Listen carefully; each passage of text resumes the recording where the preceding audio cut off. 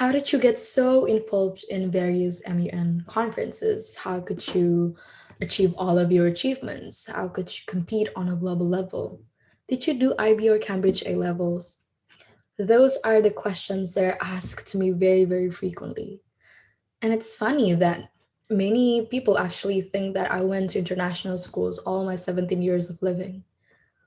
Well, in fact, it's quite the opposite. I never went to international school and I've never felt what it's like to study in an international environment with a different curriculum system, different educational system, and also not to mention the use of language that is different from my natives.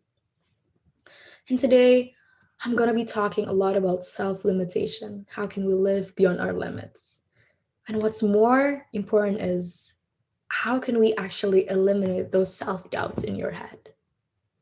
But before we dive deep into my personal experience, I want to share this very, very interesting story of George Dantzig.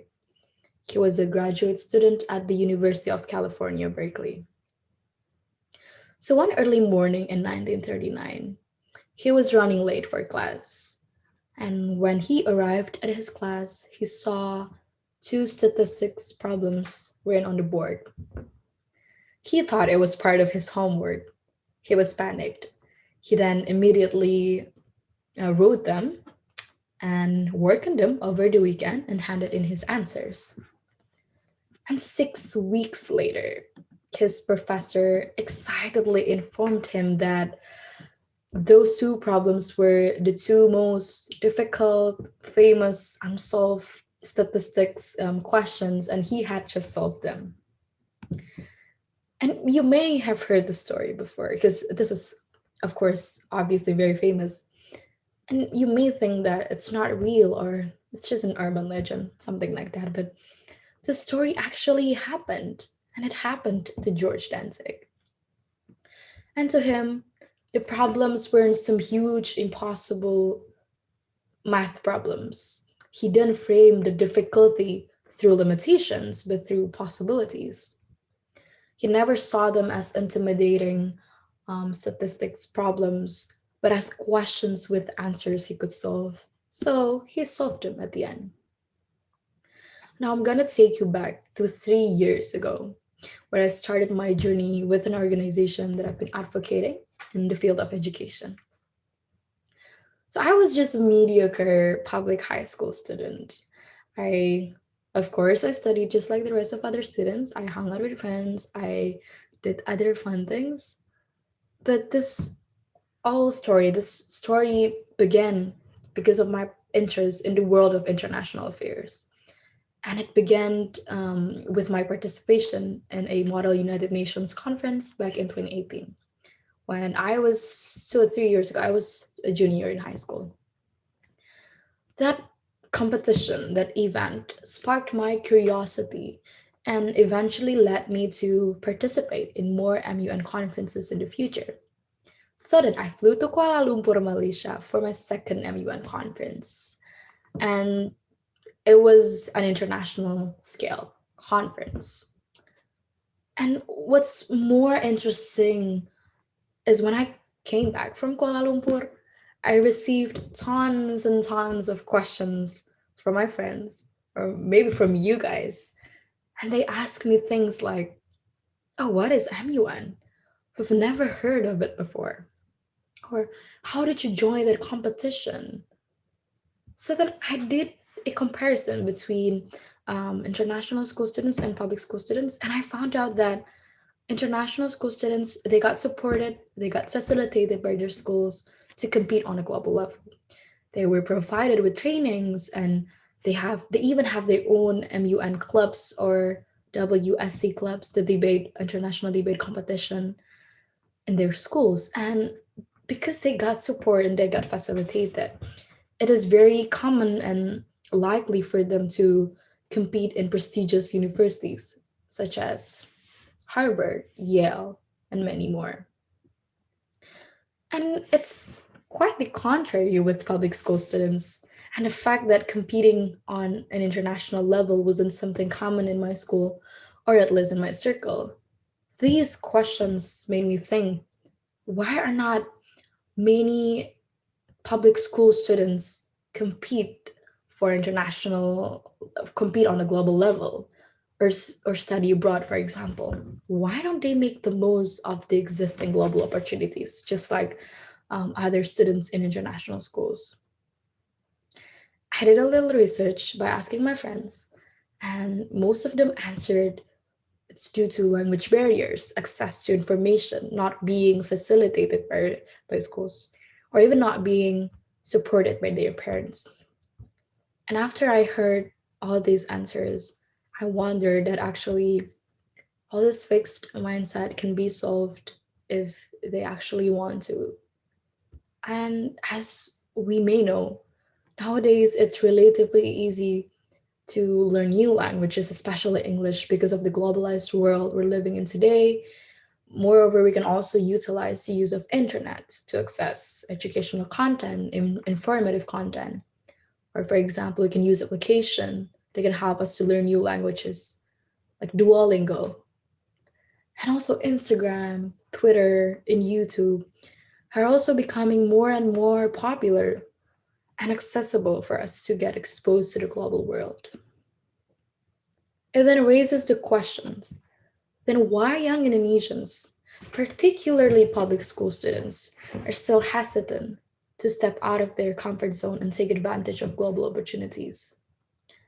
And the majority answered because they do not have someone who they can rely on, who is as clueless as they are. They do not have the figure of role models and have not heard of any success stories from people who have the same starting point as they do. And because of this, subsequently at 15, I went on to create a platform where I can share my experiences, knowledge, as well as to answer frequently asked questions. I later named this platform as Goras Tunai, which is now a legal entity under Yayasan Generasi Penggerak Global. At first, Goras Tunai was just a platform that shared educational content on Instagram. A 15-year-old me didn't really have the vision and ambition about running an organization, let alone a foundation. It was just as simple as I just wanted to help answer the questions that came in. Our journey wasn't entirely perfect. Well, to be fair, it wasn't easy at all running an organization while juggling with school or juggling with university, because now I'm in university, as well as with personal life. We went on hiatus twice. People also come and go in Garastanay. It was purely a trial and error for me. Again, it wasn't perfect. I still remember those struggles and downfalls I went through to only make one, and yes, literally one Instagram post. And it took me a while until I finally got accustomed to creating contents as well as designs at the same time. But I always had this urgency in me. I felt like our focus here, the problem that we're trying to solve, shouldn't have an answer, should have a direct solution to it. So we need an answer. But the problem is people don't really talk about it. And what I'm trying to say is there's actually no such thing as you start this too early or you start this too young. You're only 15, you're too young to start an organization. You have no prior experience to that, so you shouldn't have built an NGO. Well, yes, I have not yet obtained my diploma, and I've never had experience with organization before Gorostanay, but does it really mean I can start one? To date, Garasana has created more than 10 programs with more than 500 participants. Our programs try to be the answer to the first plot problem I mentioned earlier, the non-existence of role model figures for young people. And in regard to that problem, our programs, we try to emphasize the personal growth of the participants, and therefore we always facilitate them with one-on-one consultations in our programs. So in this one-on-one consultation, they can ask questions, they can tell stories, they can discuss with mentors for the sake of their own personal growth. I always emphasize this because 3 years ago, when I started all of these things, I didn't have anyone I could ask questions or as for guidance. Unfortunately, we have received many positive responses and testimonials from participants who have benefited from this one on one consultation. I want to tell you a story of a person who has proven that self limitation is just an illusion. Meet Aryadika. Aryadika was one of our mentees in the Goddess and I Mentorship Program 2020. And prior to joining GDMP, Arya had never participated in a Model UN conference.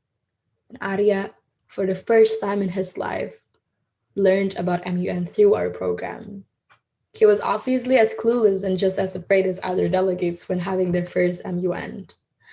And after graduating from GDMP, Arya developed his skills and interest in MUN until he succeeded in becoming a chair in international competitions. And until now, Arya has been able to make his own money through his experience as a chair. After the success of launching our first program, and after receiving, of course, more and more testimonials, just like Arya's, our mission, which was just to be an informative platform that share content, has turned into something bigger. We want to diminish the gap between public school and international school students in terms of maximizing global opportunities. We want to help young Indonesians to get international exposure. We want them to have equal access to it. We then started to level up our programs and try to reach out to personnel from various global NGOs and the United Nations themselves through workshops, mentorship programs, and more. Now I have repeated the word global opportunities or international exposure quite often. And why are those things important? Why does our focus mainly revolve around those ideas? We in Godasana realize that there are indeed factors that hinders public school students from getting the same opportunities as international school students in terms of maximizing global opportunities. We then expanded the scope of our focus and began to enter the field of formal education. We developed an additional curriculum program that is designed to train high school students on how they can take advantage of global opportunities and participate in international competitions. Again, we developed this idea after doing a mini research in my high school. So I'm gonna tell you this. So in my high school, it is not very common for the graduates to continue their education abroad. And even if they do, it is limited only a certain region, like for example, only East Asia. And somehow, the idea of exposing themselves to a broader world sometimes scares them because they often feel insecure. They doubt themselves. They have this inferiority complex. They feel like they're not good enough to compete with people from different backgrounds and nationalities. And this is very unfortunate because youth participation is very crucial at the global level. And the UN itself has long recognized that young people are a major human resource for development, for and we're the key agents for social change, economic growth, technological innovation, and therefore our participation in decision making is needed. And it's a key priority area of the UN agenda on youth. So what I'm trying to say is our participation is needed. And if you still think that you're not capable or you're not good enough, just remember that I used to think the same. I almost bailed out of my first MUN conference, which none of the stories would have happened if I did so. I used to think that, oh, I'm not good enough. And I felt bad about myself. But I have proven that I'm wrong, that indeed self limitation is just an illusion. I never thought that I had the capacity of running a nonprofit organization while juggling with the uni, with school, with personal life, and trusted to speak at webinars, got the chance to meet and actually work under the same project with my role models. And also being here in front of you, delivering my talk is also something that I've never thought of. So, to all of you, to all of my friends, have faith in yourself that you are capable of doing so many great things. Remember the story of George Dantzig, that your mind is the only thing that limits you. Thank you.